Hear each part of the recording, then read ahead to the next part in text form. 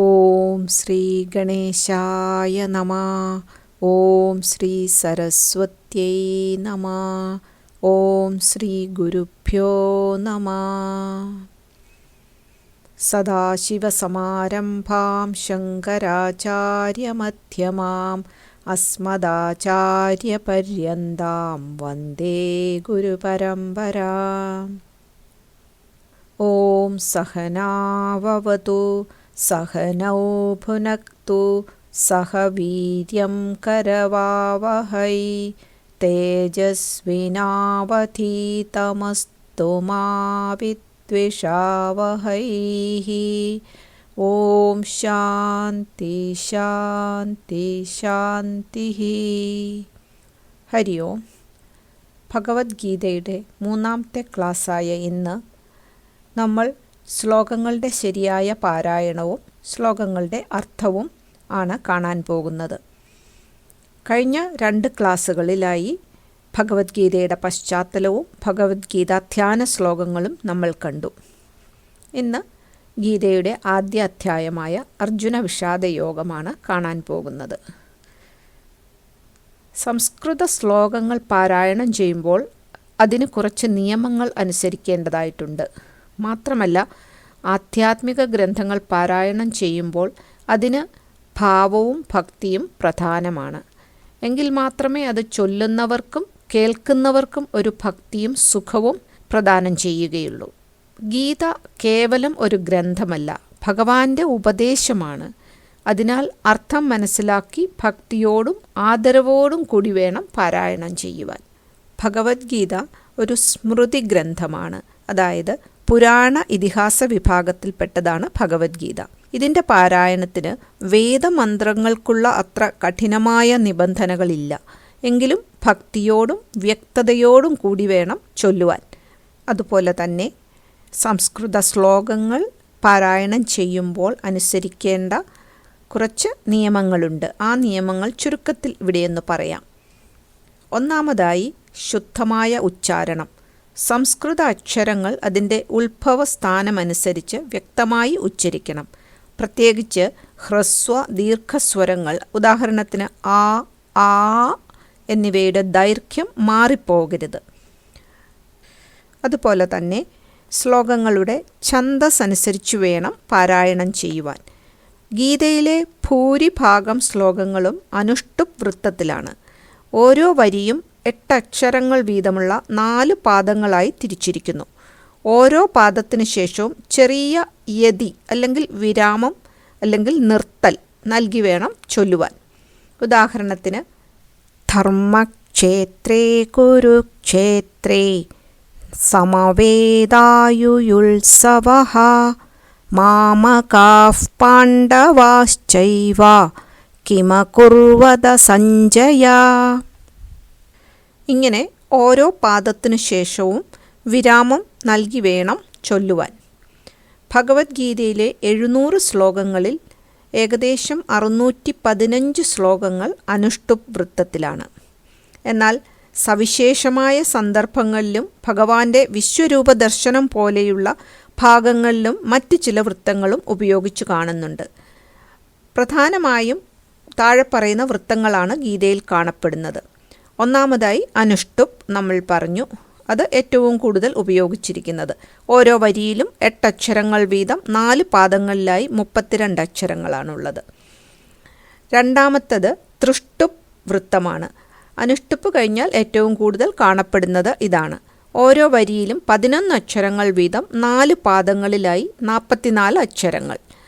11-ാം അധ്യായത്തിലെ അല്ലെങ്കിൽ വിശ്വരൂപ ദർശന യോഗത്തിലെ മിക്ക ശ്ലോകങ്ങളും അർജുനൻ്റെ സ്തുതികളും ഈ വൃത്തത്തിലാണ്. ഇതിന് ഗാംഭീര്യം കൂടുതലാണ്. ഗീത വായിക്കുമ്പോൾ 8 അക്ഷരമുള്ള വരികളിൽ നിന്ന് പെട്ടെന്ന് വരികളുടെ ദൈർഘ്യം കൂടുന്നത് ശ്രദ്ധിച്ചാൽ അല്ലെങ്കിൽ അതിൻ്റെ താളം മാറുന്നത് ശ്രദ്ധിച്ചാൽ അത് തൃഷ്ടുപ് വൃത്തമാണെന്ന് മനസ്സിലാക്കാം. ഇത് നമ്മൾക്ക് പാരായണം ചെയ്യുമ്പോൾ നല്ല വ്യക്തമായി കാണുവാൻ സാധിക്കും. ചില സന്ദർഭങ്ങളിൽ ഒരു പ്രത്യേക സന്ദേശം നൽകുവാനോ അല്ലെങ്കിൽ ഒരു പ്രത്യേക ആശയം വിനിമയം ചെയ്യുവാനോ ആയിട്ട് ഭഗവാൻ പെട്ടെന്ന് ആ ട്യൂൺ മാറ്റി ഉപദേശം നൽകുന്നതായി നമുക്ക് കാണുവാൻ സാധിക്കും. അത് നമ്മൾ പാരായണം ചെയ്തു വരുമ്പോൾ, മുന്നോട്ട് പോകുമ്പോൾ ഈ വ്യത്യാസങ്ങൾ നമുക്ക് വ്യക്തമായി കാണുവാൻ സാധിക്കും. പാരായണത്തിൻ്റെ പ്രധാനപ്പെട്ട മറ്റൊരു നിയമമാണ് സന്ധി നിയമങ്ങൾ. വാക്കുകൾ തമ്മിൽ ചേരുമ്പോൾ ഉണ്ടാകുന്ന സന്ധി നിയമങ്ങൾ മനസ്സിലാക്കി വേണം പാരായണം ചെയ്യുവാൻ. തെറ്റായ സ്ഥലത്ത് വാക്ക് മുറിക്കുന്നത് അർത്ഥം മാറിപ്പോകാൻ കാരണമാകും. രണ്ട് വാക്കുകൾ തമ്മിൽ ചേരുമ്പോൾ അവയുടെ ഉച്ചാരണത്തിലുണ്ടാകുന്ന മാറ്റത്തെയാണ് സന്ധി എന്ന് വിളിക്കുന്നത്. ശ്ലോകങ്ങൾ ചൊല്ലുമ്പോൾ വാക്കുകൾ എവിടെ മുറിക്കണം, അതായത് പദച്ഛേദം എന്ന് പറയും, എങ്ങനെ ചേർത്ത് ചൊല്ലണം, ഇതൊക്കെ തീരുമാനിക്കുന്നത് ഈ സന്ധി നിയമങ്ങളാണ്. അതുകൊണ്ടാണ് സംസ്കൃത ശ്ലോകങ്ങൾ പാരായണം ചെയ്യേണ്ട വിധി അനുസരിച്ച് അത് മനസ്സിലാക്കി ചെയ്യണം എന്ന് പറയുന്നത്. ഇഷ്ടം പോലെ നമ്മൾക്ക് ചൊല്ലാൻ പാടില്ല എന്ന് പറയുന്നത് ഈ കാരണങ്ങൾ കൊണ്ടാണ്. സന്ധികൾ പലതരമുണ്ട്. സ്വരസന്ധി, വ്യഞ്ജനസന്ധി, വിസർഗസന്ധി എന്നിങ്ങനെ പല സന്ധികളുണ്ട്. അതിൻ്റെയൊക്കെ ഉള്ളിൽ ധാരാളം ചെറിയ സന്ധി നിയമങ്ങൾ വേറെയുമുണ്ട്. ശ്ലോകം ചൊല്ലുമ്പോൾ സന്ധി ചേർത്ത് ചൊല്ലുന്നതാണ് ഭംഗി. എന്നാൽ അർത്ഥം മനസ്സിലാക്കാനായി പദച്ഛേദം, വാക്കുകൾ വേർതിരിച്ച് മനസ്സിലാക്കേണ്ടി വരും. അങ്ങനെ ചെയ്യുമ്പോൾ ഈ സന്ധികൾ ഒഴിവാക്കി ഓരോ വാക്കും പ്രത്യേകം പറയേണ്ടതായും വരും. പിന്നെ വിസർഗവും അനുസ്വാരവും അതിൻ്റേതായ നിയമങ്ങളും മനസ്സിലാക്കി വേണം നമ്മൾക്ക് പാരായണം ചെയ്യുവാനായിട്ട്. കഴിയുന്നതും ഈ സന്ധി നിയമങ്ങളെല്ലാം പാലിച്ചുകൊണ്ടുള്ള പാരായണമാണ് നമ്മൾ ഇപ്പോൾ ചെയ്യാൻ ശ്രമിക്കുന്നത്. ഇനി കൂടുതൽ നമ്മൾ പഠിക്കുന്തോറും പാരായണം ചെയ്തു വരുംതോറും ഈ നിയമങ്ങൾ കുറച്ചും കൂടെ നമ്മൾക്ക് മനസ്സിലാക്കിക്കൊണ്ട് പാരായണം ചെയ്യുവാൻ സാധിക്കുന്നതാണ്. ഭഗവത്ഗീതയുടെ പശ്ചാത്തലം വിവരിച്ചപ്പോൾ സൂചിപ്പിച്ചിരുന്നു, ഭഗവത്ഗീത ഒരു സ്വതന്ത്ര കൃതിയല്ല. ഇത് ഇതിഹാസ കൃതിയായ മഹാഭാരതത്തിലെ ഒരു സന്ദർഭമാണ്. മഹാഭാരതത്തിലെ ഭീഷ്മപർവത്തിൽ 25 മുതൽ 42 വരെയുള്ള 18 അധ്യായങ്ങളാണ് ഭഗവത്ഗീത എന്ന് പറയുന്നത്. ഭീഷ്മപർവം 25-ാം അധ്യായം ഭഗവത്ഗീതയുടെ 1-ാം അധ്യായമാണ്. ഇത് കുരുക്ഷേത്ര യുദ്ധത്തിൻ്റെ 10-ാം ദിവസമാണ്. ഈ ദിവസമാണ് യുദ്ധത്തിൽ ഭീഷ്മ പിതാമഹൻ നിലംപതിക്കുന്നത്. അപ്പോൾ സഞ്ജയൻ യുദ്ധക്കളത്തിൽ നിന്നും ധൃതരാഷ്ട്ര മഹാരാജാവിൻ്റെ അടുത്തേക്ക് ഓടി വന്നു രാജാവിനെ ഈ വിവരമറിയിച്ചു. തുടർന്ന് ധൃതരാഷ്ട്ര സഞ്ജയനോട് കുരുക്ഷേത്ര യുദ്ധം 1-ാം ദിവസം മുതൽ 10-ാം ദിവസം ഭീഷ്മപതനം വരെയുള്ള സംഭവങ്ങൾ വിസ്തരിച്ചു പറയുവാൻ ആവശ്യപ്പെടുന്നു. ഇതാണ് 1-ാം അധ്യായത്തിൻ്റെ തുടക്കം. ഇന്നത്തെ ക്ലാസ്സിൽ ശ്ലോകം 1 മുതൽ 10 വരെ കാണാം.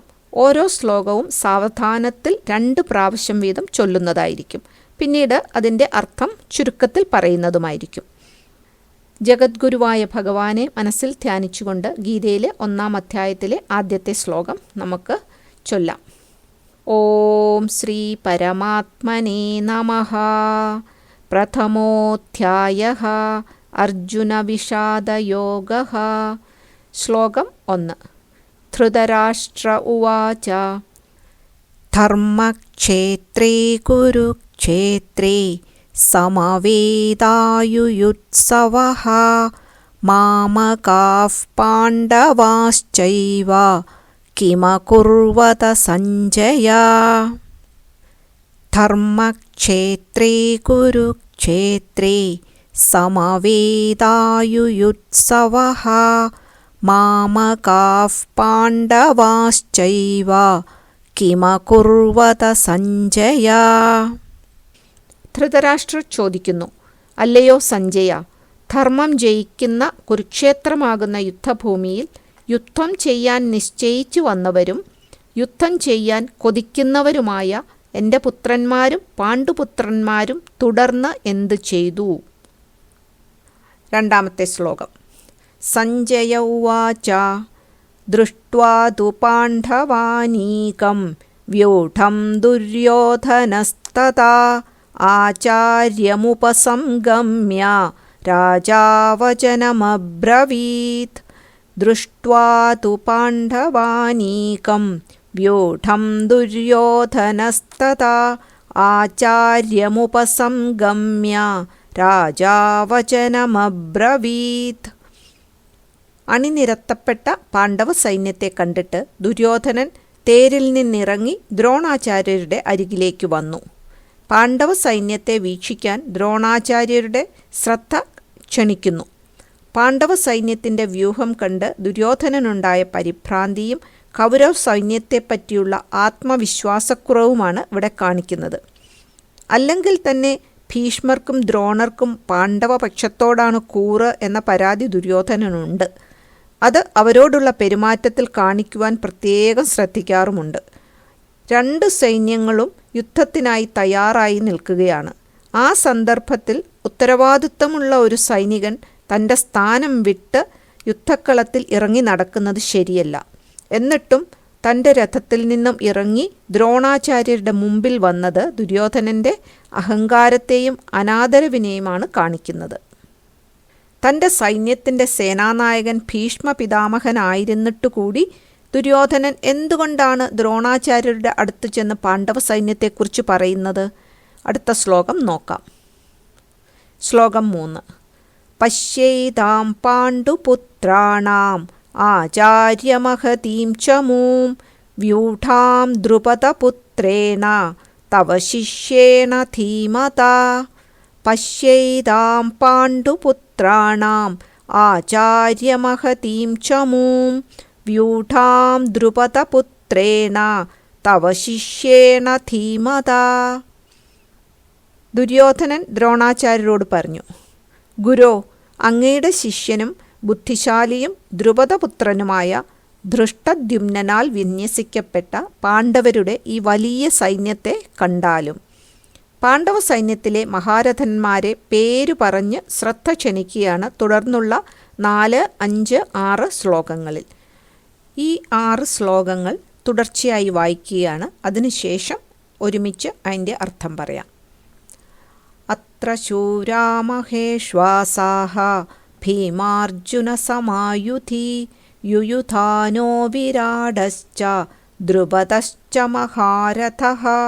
അത്ര ശൂരാമഹേശ്വാസാഹ ഭീമാർജുന സമായുധി യുയുധാനോ വിരാടശ്ച ദ്രുപദശ്ച മഹാരഥഃ.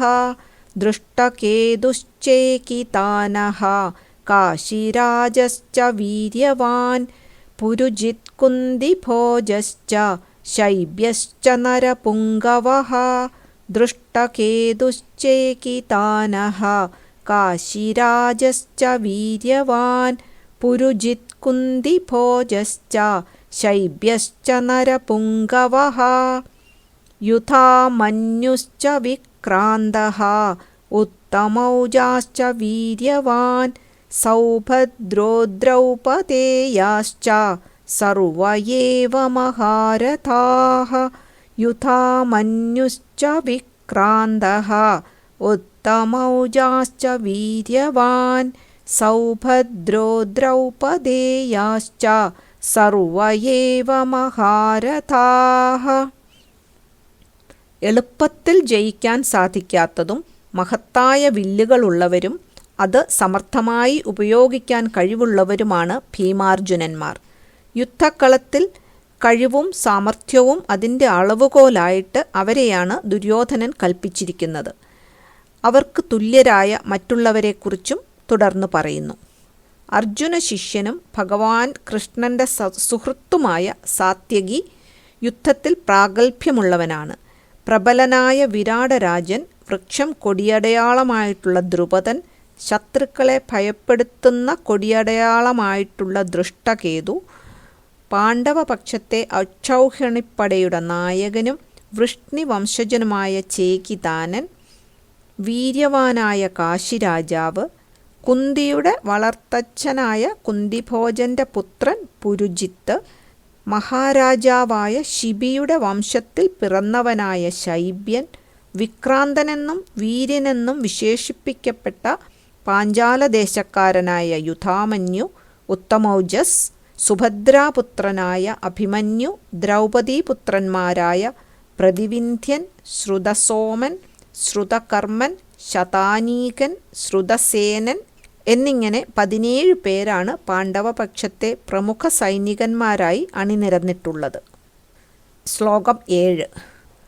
അസ്മാകം തു വിശിഷ്ടായേ താൻ നിബോധ ദ്വിജോത്തമ നായകാ മമ സൈന്യസ്യ സംജ്ഞാർത്ഥം താൻ ബ്രവീമി തേ. അസ്മാകം തു വിശിഷ്ടായേ താൻ നിബോധ ദ്വിജോത്തമ. നായകാ മമ സൈന്യസ്യ സംജ്ഞാർത്ഥം താൻ ബ്രവീമി തേ. ശത്രുപക്ഷത്തെ മഹാരഥികളെക്കുറിച്ച് പറഞ്ഞ ശേഷം തൻ്റെ പക്ഷത്തെ വിശിഷ്ടന്മാരായിട്ടുള്ള രാജാക്കന്മാരുടെ പേരെടുത്ത് പറഞ്ഞ് അങ്ങയ്ക്ക് മനസ്സിലാക്കിത്തരാം എന്ന് ദുര്യോധനൻ ദ്രോണാചാര്യരോട് പറഞ്ഞു. അല്ലയോ ബ്രാഹ്മണ ശ്രേഷ്ഠ എന്ന സംബോധന ശ്രദ്ധേയമാണ്.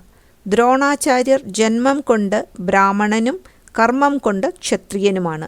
അതുകൊണ്ട് ഒരു നല്ല ക്ഷത്രിയനോളം യുദ്ധം ചെയ്യാൻ പറ്റുമോ എന്ന ആശങ്ക ദുര്യോധനൻ്റെ അഹങ്കാരം കൊണ്ടുള്ളതാകാം ഇവിടെ ധ്വനിക്കുന്നുണ്ട്.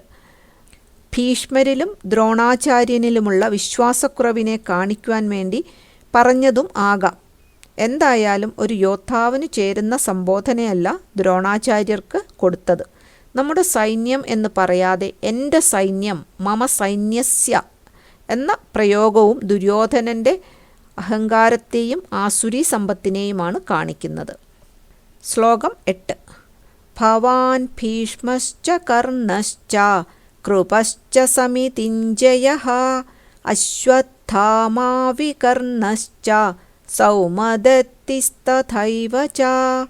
ഭവാൻ ഭീഷ്മശ്ച കർണശ്ച കൃപശ്ച സമിതിഞ്ജയഃ അശ്വത്ഥാമാ വികർണശ്ച സൗമദത്തിസ്തഥൈവ ച.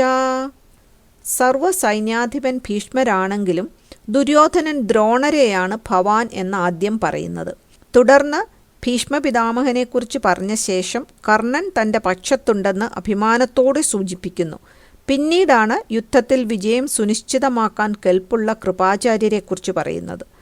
ദ്രോണപുത്രനായ അശ്വത്ഥാമാവും അന്യായത്തിനെതിരെ വല്ലപ്പോഴുമൊക്കെ ശബ്ദിക്കുന്ന സ്വന്തം സഹോദരനായ വികർണനെക്കുറിച്ചും പറഞ്ഞു. ഒരക്ഷൗഹിണിപ്പടയെയും കൊണ്ടുവന്ന സൗമദത്തിയെക്കുറിച്ച് പറഞ്ഞ ശേഷം ഇതുപോലെ ധാരാളം വീരന്മാർ കൗരവപക്ഷത്തുണ്ടെന്ന് പറയുന്നു. ശ്ലോകം 9. അന്യേ ച ബഹവഃ ശൂരാഃ മദർത്ഥേ ത്യക്തജീവിതാഃ നാനാശസ്ത്രപ്രഹരണാഃ സർവേ യുദ്ധവിശാരദാഃ.